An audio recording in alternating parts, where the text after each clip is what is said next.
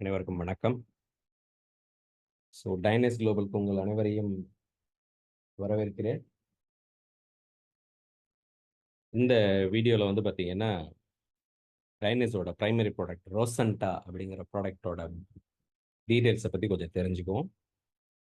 Product உள்ள போகிறதுக்கு முன்னாடி நம்ம ஹெல்த்தோட பேசிக் நாலேஜை எடுத்துக்குவோம்.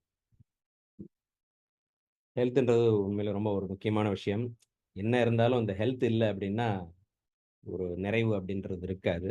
அதனால் டைம் கிடைக்கும் போதே வந்து நம்ம எப்படி நம்மளோட வருங்காலத்துக்காக பணத்தை சேமித்து வைக்கிறோமோ அந்த மாரி நம்ம ஆரோக்கியத்துக்கும் கொஞ்சம் அட்டென்ஷன் கொடுத்துக்க வேண்டியது நல்லது. அதனால தான் சொல்லுவாங்க, வருமுன் காப்பதே சாலச் சிறந்தது. Prevention is better then cure. எல்லாருக்குமே தெரியும், தெரியாத ஆள் யாருமே கிடையாது.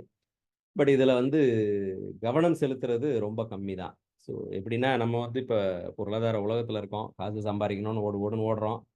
ஹெல்த்தை பற்றி யோசிக்கிறதில்ல. என்னைக்கு பிரச்சனையாவது அன்னைக்கு போயிட்டு எப்படியாவது இந்த பிரச்சனையிலேருந்து வெளியே வரணும், செலவு சம்பாரித்த காசெல்லாம் செலவு பண்ணி மறுபடியும் எப்படியாவது ஹெல்த்தை ரீகெயின் பண்ணணும்னு நினைக்கிறோம். அது அந்த அளவு சாத்தியமற்ற ஒன்று. ஏன்னா ஒரு அவயம் செயல் இழக்கிறதுக்கு முன்னாடி அதை பாதுகாக்கிறதுன்றது வேற, செயல் இழந்ததுக்கப்புறம் அதை 100% ரெக்கவர் பண்ணுறதுன்றது சாத்தியக்கூறுகள் ரொம்ப கம்மி தான். அதனால் prevention is better then cure நமக்கு தெரியும். தெரிந்தாலும் அதுக்கு ஒரு அட்டென்ஷன் கொடுக்கணுன்றக்காக தான் இந்த டைனஸ் மூலமாக ஒரு ஆரோக்கியம் சார்ந்த ஒரு அவேர்னஸை கொடுக்குறோம். அது சார்ந்த சில சொல்யூஷன்ஸையும் ப்ராடக்ட் மூலமாக கொடுக்குறோம். நம்ம வந்து இன்னைக்கு நிறைய டிசீஸை பற்றி பேசுகிறோம். இன்னைக்கு டிசீஸுக்கு குறையில ஒவ்வொரு நாள் ஒவ்வொரு புது புது டிசீஸாக வந்துகிட்டு இருக்கு. குறிப்பாக சொல்லணும்னா diabetes, heart disease, cancer, stroke, இந்த மாதிரி பலவிதமான டிசீஸ் வந்து நோய்களை பற்றி நம்ம பேசிக்கிட்டு இருக்கோம். என்றைக்குமே எந்த ஒரு பிரச்சனையாக இருந்தாலும் சரி, அந்த பிரச்சனைக்கு ஒரு தீர்வு காணணும்னா அந்த பிரச்சனையோட காரணத்தை முதல்ல தெரிஞ்சுக்கிட்டு அந்த காரணத்தில் செயல்பட்டால் மட்டுமே நம்மளால ஒரு நிரந்தரமான ஒரு தீர்வு எட்ட முடியுன்றது எல்லாருக்குமே தெரிஞ்ச ஒரு உண்மைதான். இன்னைக்கு நம்ம வந்து இங்க நோய்களை பத்தி பார்க்கறனால நோய்களோட ரூட் காஸ் அப்படிங்கிறது இங்க பார்த்தீங்கன்னா குடுத்துருக்காங்க. Immune imbalance, structural imbalance, inflammatory imbalance, hormonal imbalance எல்லாமே பார்த்தீங்கன்னா இம்பேலன்ஸ். அதாவது நம்ம சரீரத்தோட அடிப்படையில ஏற்படக்கூடிய மாற்றங்கள் ப்ராப்பரா இருக்க வேண்டியது ப்ராப்பரா இல்லாததுனால ஏற்படக்கூடிய இம்பேலன்ஸ் தான் வந்து நோயா நமக்கு வெளியே தெரியுது அப்படிங்கிறாங்க. ஒரு மனிதனுக்கு ஒரு காம்ப்ளிகேஷன் வருதுன்னா அவனோட சரீரத்தோட அடிப்படை தன்மையில ஏற்பட்ட மாற்றம் தான் அது நோயாகவும் காம்ப்ளிகேஷனாகவும் வெளியே தெரியுது.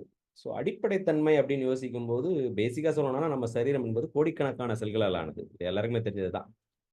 வெரைட்டி ஆஃப் செல்ஸ் இருக்கு. இந்த செல்கள் எல்லாம் சேர்ந்து ஒரு திசுக்களை உருவாக்குது. இந்த திசுக்கள் எல்லாம் ஒரு அவயத்தை உருவாக்குது. ஒரு அமையம் என்பது சிஸ்டத்தை உருவாக்குது. சர்க்குலேட்டரி சிஸ்டம், டைஜஸ்ட் சிஸ்டம், இந்த மாதிரி மல்டி சிஸ்டம்ஸ் இருக்கு.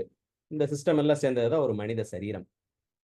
இன்னைக்கு வந்து நமக்கு சரீரத்துல ஒரு பிரச்சனைன்றதுன்னா என்ன பண்றோம்னா, அந்த பிரச்சனையை எப்படி சால்வ் பண்றதுன்னு தான் யோசிக்கிறோமே ஒழிய, அந்த பிரச்சனைக்கான காரணம் என்ன? நம்மளோட சரீரத்தோட அடிப்படையில எங்க பிரச்சனை ஆகுதுன்றத நம்ம ஜாஸ்தி கவனிக்கிறது இல்ல. ஏன்னா நம்ம எல்லாமே இன்னைக்கு வந்து ஃபாஸ்ட் வேர்ல்ட்ல இருக்கோம். நமக்கு ஃபாஸ்ட் ரிசல்ட் கூட ஃபாஸ்ட்டா இருக்கணும். இத போட்டா எனக்கு சரியாயிருமா அவ்வளவுதான். அது என்ன ஏதுன்றதெல்லாம் கிடையாது. அந்த விதத்துல பார்த்தீங்கன்னா, என்னைக்கு வரைக்கும் நம்ம செல்கள் ஹெல்த்தியா இருக்கோ, ஆரோக்கியமா இருக்கோ, அன்னைக்கு வரைக்கும் டிஷ்யூன்றது பிரச்சனை இல்ல. டிஷ்யூக்கள் ஆரோக்கியமா இருந்தா எந்த ஒரு அவயத்திலயும் பிரச்சனை ஏற்பட போறதில்ல. எல்லா அவயங்களும் சிறப்பாக செயல்பட்டுச்சுன்னா, எந்த சிஸ்டத்திலயும் பிரச்சனை இருக்க போறதில்ல. எல்லா சிஸ்டமும் ப்ராப்பரா இயங்குதுன்னா, உங்க சரீரத்தில பிரச்சனைன்றது இருக்க போறதில்ல. அப்ப இங்க ஒரு விஷயத்த தெளிவா கவனிச்சீங்கன்னா, ஆ டிசீஸ்ன்றது எங்க ஸ்டார்ட் ஆகுது அப்படின்னு பார்த்தீங்கன்னா, செல்கள் லெவல்ல. செல்கள் அழிவது தான் எந்த ஒரு டிசீஸுக்கும் ஒரு ஆதாரமாக, காரணமாக அமையுதுன்றாங்க. ஏன் இந்த செல்கள் அழியுது அப்படின்னு கேட்டீங்கன்னா, குறிப்பா சொல்லணும்னா ஃப்ரீ ரேடிக்கல்ஸ் நம்மளோட வாழ்க்கை முறை, உணவு முறை, ஸ்ட்ரெஸ்ஸு இந்த மாரி பல விஷயங்கள் மாறுனதுனால ஃப்ரீ ரேடிக்கல்ஸ் வந்து கிரியேட் ஆகுது. ஃப்ரீ ரேடிக்கல்ஸ்ன்றது வெளிய இருந்து வரக்கூடிய வைரஸோ, பாக்டீரியாவோ கிடையாது. நம்ம உடம்புல இருக்கிற ஹெல்த்தியான செல்ஸ் இம்பேலன்ஸ் ஆகுறனால உருவாகிறது. இதுல ஒரு அடிஷனல் விஷயம் என்னன்னா, நம்ம உடம்பே இந்த ஃப்ரீ ரேடிக்கல்ஸ உருவாக்குது அப்படின்னா, வேதனையான ஒரு விஷயம் தான். அதே